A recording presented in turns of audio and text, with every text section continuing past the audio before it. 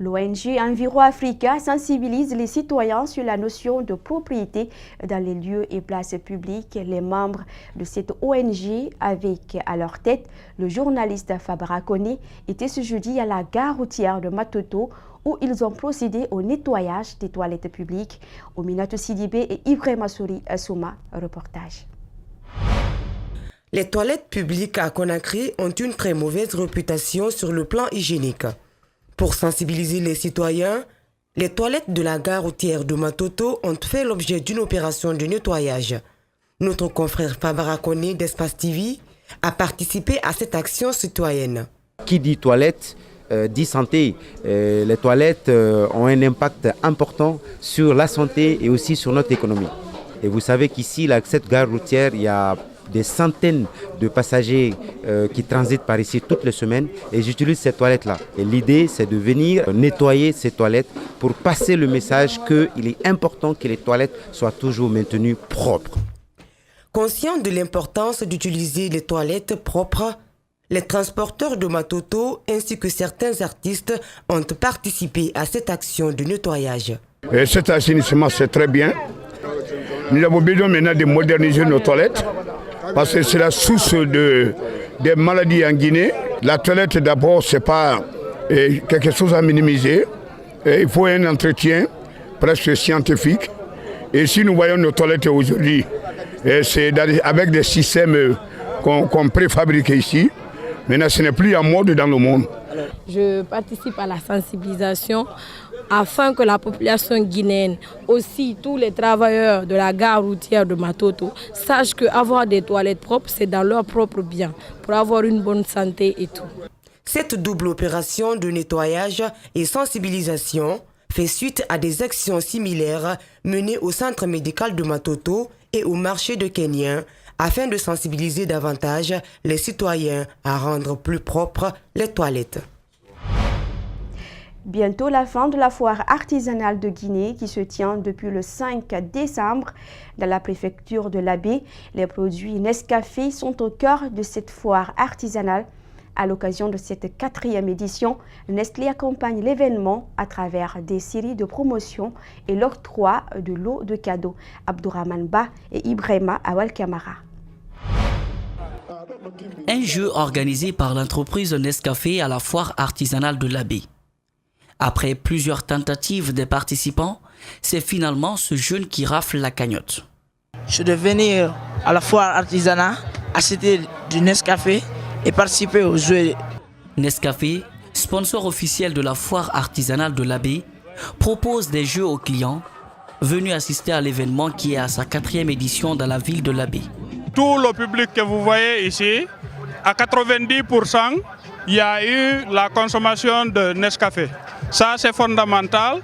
Au-delà de tout cela, imaginez un peu la prestation de l'équipe que vous voyez ici sur place. Depuis le début de l'activité jusqu'à aujourd'hui, on est tous les jours ici. Tout le monde a au moins dégusté une fois le Nescafé. Et pour le cas d'aujourd'hui, c'est vraiment exceptionnel. En plus de ces jeux, Nescafé apporte beaucoup de réconfort aux populations de l'Abbé durant cet événement.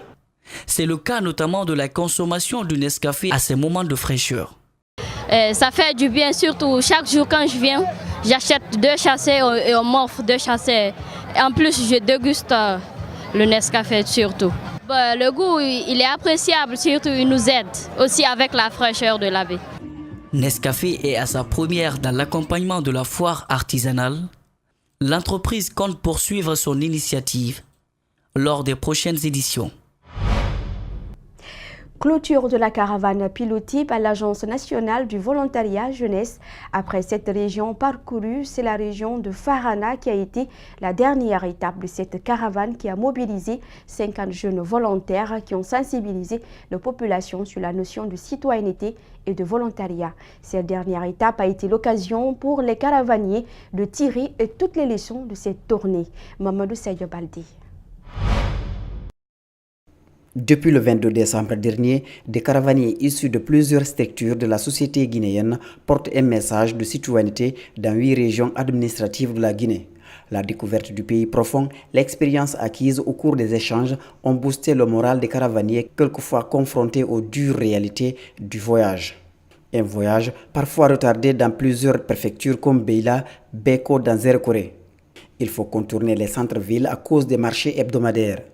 Mais s'il n'y a aucune possibilité, les caravaniers sont tenus d'organiser eux-mêmes la circulation comme ce marché situé dans la préfecture de Guékédou.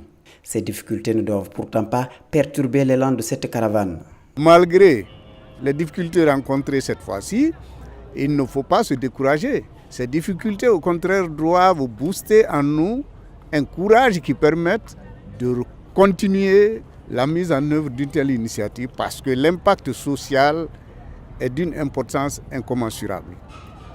Des panels sont tenus dans toutes les régions traversées, mais les pièces de théâtre ont été souvent déterminantes dans la communication. La meilleure manière de sensibiliser les gens, c'est de passer par les sketchs, des chaînes de théâtre. Et aujourd'hui, on a parlé de la protection de l'environnement, de la cohésion sociale. On a appris les gens sur le civisme, la protection et en majorité surtout la paix entre les ethnies de la Guinée. Le préfet, au nom de l'administration, adresse ses félicitations à toutes les structures de jeunesse ayant participé dans cette caravane. Comme je l'ai dit, la mise en œuvre d'une telle initiative dans de telles conditions suppose naturellement assez de contraintes. Le courage qui permet de faire face à ces contraintes et d'avoir l'intention de réussir l'objectif est un courage à saluer. Et pour clore cette édition, des partisans de Khalifa Sall manifestent devant la Cour suprême du Sénégal qui vient de rejeter le recours de l'ancien maire de Dakar. Celui-ci contestait sa condamnation à 5 ans de prison pour escroquerie à 2 mois de l'élection présidentielle pour laquelle il est candidat.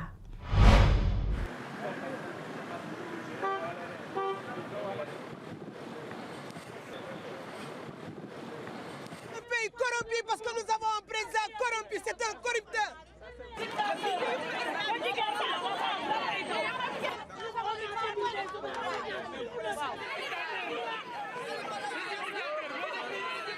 On s'attendait à cette décision, mais quand même on est venu parce que tout le monde sait qu'aujourd'hui cette justice est téléguidée par le palais et que Macky a peur de notre leader Khalifa Sall, donc il fait tout pour que Khalifa soit invalidé.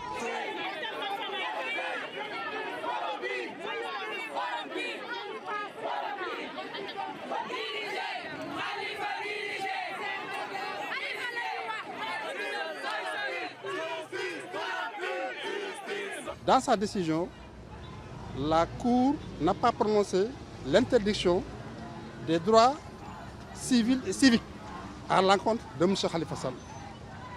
Donc nous en déduisons que jusqu'à ce jour, il reste électeur et éligible. Et c'est la fin de cette édition. À vous, merci de l'avoir suivi. Au cadrage, Amara Alexila, à la régie, Lamine Sidibé. Les programmes continuent sur Espace TV. À demain pour d'autres news.